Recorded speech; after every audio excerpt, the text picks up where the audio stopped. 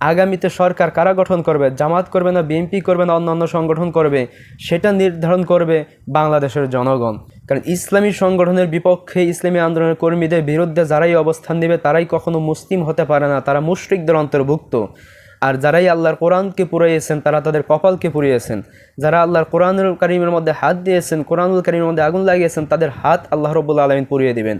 যারাই যেই পায়ের উপর ভর করে আল্লাহর কোরআনুল কারীমকে আগুন লাগিয়েছেন, ওই পা আল্লাহ রাব্বুল আলামিন লুলা করে দিবেন। তাদের বিষয়ে আল্লাহ রাব্বুল আলামিন বলছেন, উতুল্লিম বা'দা যালিকা জানিম, তারা নিঃসন্দেহে অবৈধ মায়ের অবৈধ সন্তান, জারজ সন্তান। কোনো বৈধ মায়ের বৈধ সন্তান কোরআনুল কারীমের মধ্যে হাত দিতে পারে না। প্রতিহিংসার রাজনীতি বাংলাদেশ থেকে বন্ধ করতে হবে। রাজনীতি করতে হলে বাংলাদেশের দেশের কল্যাণে, জনগণের কল্যাণে, জনগণের সেবায় রাজনীতি করতে হবে, স্বার্থের জন্য নয়, ক্ষমতা লোভের জন্য নয়। বাংলাদেশের জমিনে কোনো সন্ত্রাসী কর্মকাণ্ড কোনো রাজনৈতিক সংগঠন যদি করে, সরকারের কাছে অনুরোধ সেই সংগঠনগুলোকে নিষিদ্ধ ঘোষণা করুন। বাংলাদেশ সরকারের কাছে অনুরোধ, এরকম সন্ত্রাসী কর্মকাণ্ড যারা করলো তাদেরকে অচিরেই গ্রেপ্তার করে দৃষ্টান্তমূলক শাস্তির ব্যবস্থা করুন। আসসালামু আলাইকুম ওয়া রাহমাতুল্লাহ। সুপ্রিয় দর্শক শ্রোতা, গতরাত্রে একটি ঘটনা আমরা দেখেছি।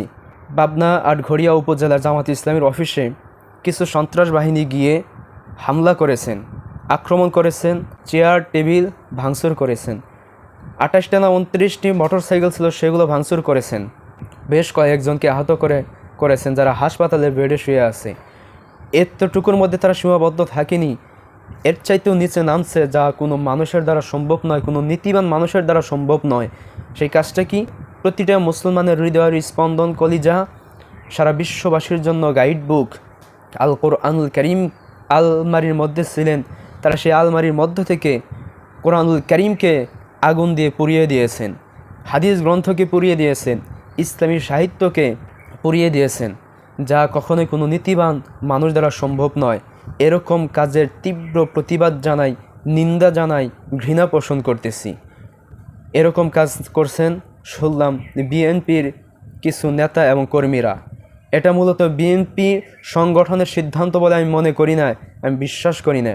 বরঞ্চ যারা এই কাজ করছেন তারা প্রতিহিংসার মুখোমুখি হয়ে স্বার্থের লোভে, ক্ষমতার লোভে তারা এই কাজটা করেছেন। নিঃসন্দেহে তারা এই নিকৃষ্ট কাজের বিনিময়ে বিএনপির ভাবমূর্তিকে তারা নষ্ট করেছেন, বিএনপিকে তারা মানুষের মাঝে ছোট করেছেন।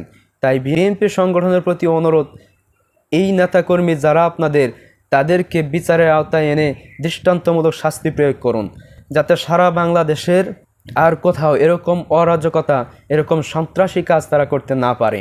বাংলাদেশ সরকারের কাছে অনুরোধ, এরকম সন্ত্রাসী কর্মকাণ্ড যারা করলো তাদেরকে অচিরেই গ্রেপ্তার করে দৃষ্টান্তমূলক শাস্তির ব্যবস্থা করুন, যাতে করে বাংলাদেশে কোনো স্বার্থের লোভে, প্রতিহিংসার মুখোমুখি হয়ে অরাজকতা কেউ করতে না পারে। কখনোই কোনো সন্ত্রাসী কর্মকাণ্ডে যেন কেউ লিপ্ত না হতে পারে।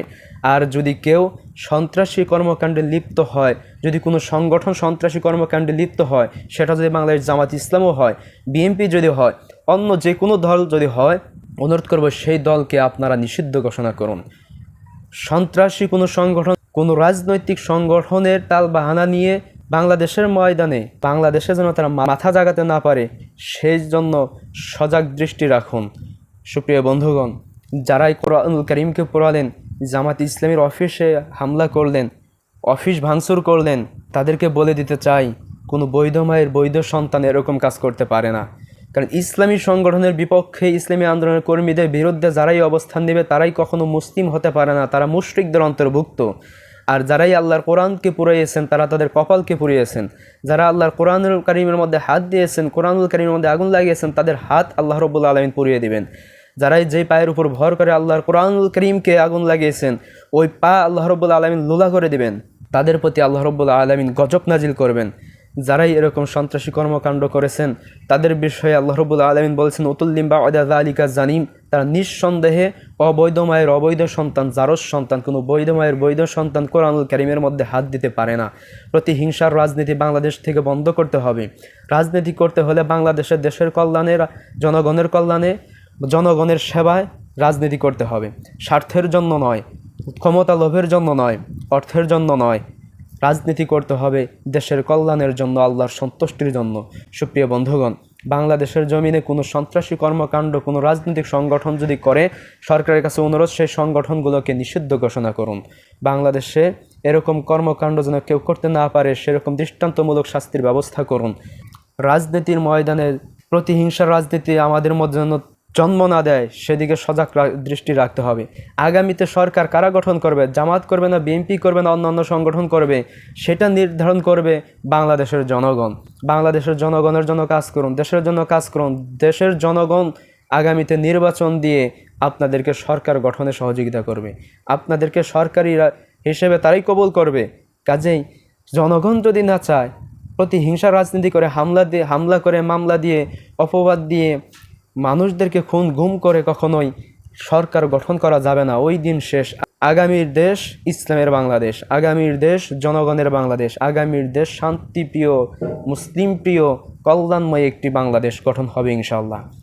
সুপ্রিয় বন্ধুগণ, সবশেষে বলবো, শুধু জামাত ইসলামীর অফিসে নয়, প্রতিহিংসার রাজনীতি নিয়ে কোনো ইসলামী সংগঠনের অফিসগুলোতে আক্রমণ চালাবেন না।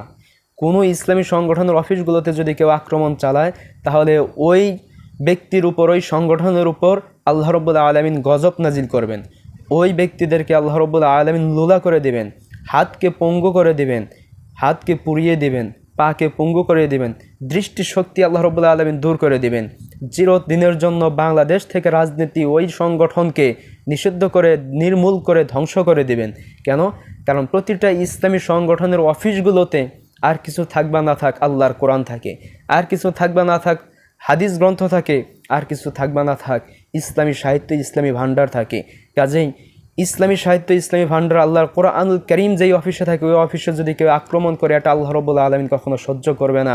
আল্লাহ রাব্বুল আলামিন তাদের পতন করবেই, তাদের উপর গজব নাজিল করবেই। তাই আমরা সাবধান হয়ে যাই। আগামীতে রাজনীতি করতে হলে দেশের কল্যাণে, মানুষের কল্যাণে, আল্লাহর সন্তুষ্টির জন্য রাজনীতি করতে হবে। আল্লাহ রাব্বুল আলামিন আমাদের সকলকে সে বুঝদান করুক। সবশেষে আবারও এরকম সন্ত্রাসী কর্মকাণ্ডের জন্য ঘৃণা প্রকাশ করছি, নিন্দা প্রকাশ করছি, সেই সাথে তীব্র প্রতিবাদ জানাচ্ছি।